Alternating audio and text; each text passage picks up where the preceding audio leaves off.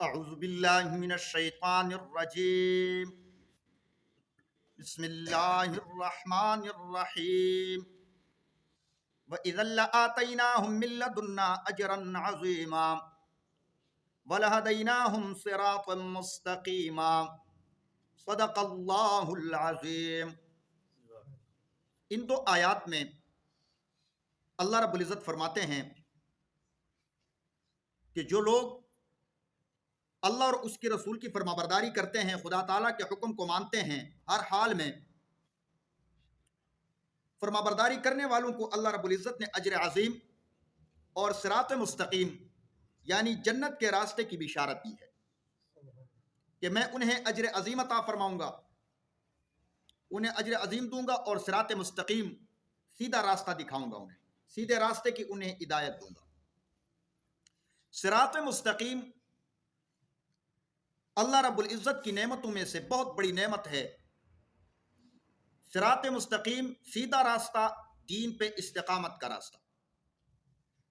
اللہ رب العزت قرآن کریم کے ایک اور آیت میں فرماتے ہیں یا ایھا الذین آمنوا استعینوا بالصبر والصلاۃ، اے ایمان والو اللہ رب العزت سے مدد طلب کرو، بالصبر والصلاۃ، صبر کے ذریعے اور نماز کے ذریعے۔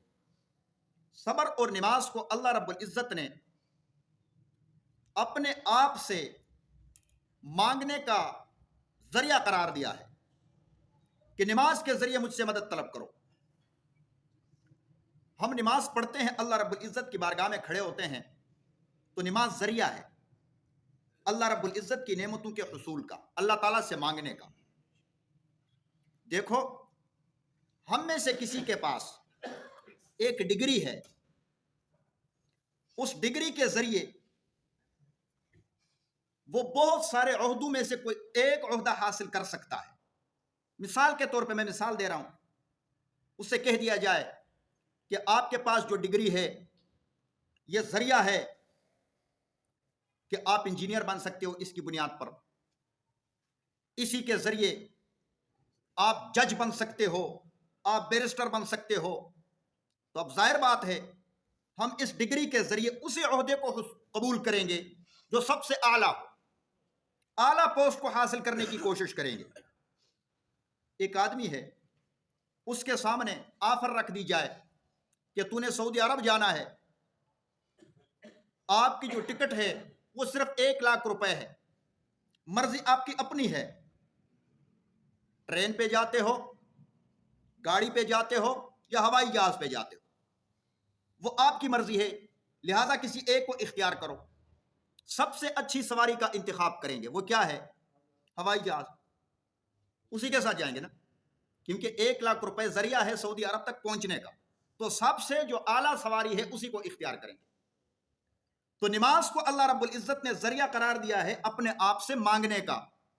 تو جب ہم نماز پڑھتے ہیں، ہر رکعت میں جب ہم سورہ فاتحہ شروع کر لیتے ہیں نا، اب دیکھو، الحمدللہ رب العالمین الرحمن الرحیم مالک یوم الدین، یہاں تک ہم اللہ رب العزت کی تعریف بیان کر لیتے ہیں۔ آگے اپنی اللہ رب العزت کے سامنے اپنی عاجزی اور اپنی عبودیت کا اقرار کر لیتے ہیں، کیا؟ ایاک نعبد، ہم صرف آپ ہی کی عبادت کرتے ہیں، وایاک نستعین، اور آپ ہی سے مانگتے ہیں، یعنی ہم کمزور ہیں، ہم کچھ بھی نہیں ہیں، آپ کی عبادت کرتے ہیں اور آپ سے مانگتے ہیں۔ آگے کیا فرمایا، کیا مانگنا چاہیے؟ اہدنا الصراط المستقیم، سب سے اعلیٰ چیز کیا ہے؟ صراط مستقیم، یہ ہمیں عطا فرما، ہمیں سیدھے راستے پہ چلے۔ تو صراط مستقیم کا انتخاب اللہ رب العزت نے سورہ فاتحہ میں فرمایا ہے، مجھے اور آپ کو تعلیم دی ہے کہ صراط مستقیم ایک عظیم نعمت ہے۔ صراط مستقیم جنت کا راستہ ہے، دین پہ استقامت کا راستہ ہے۔ اللہ رب العزت، جناب رسول اللہ صلی اللہ علیہ وسلم کی ایک حدیث ہے، دیکھو،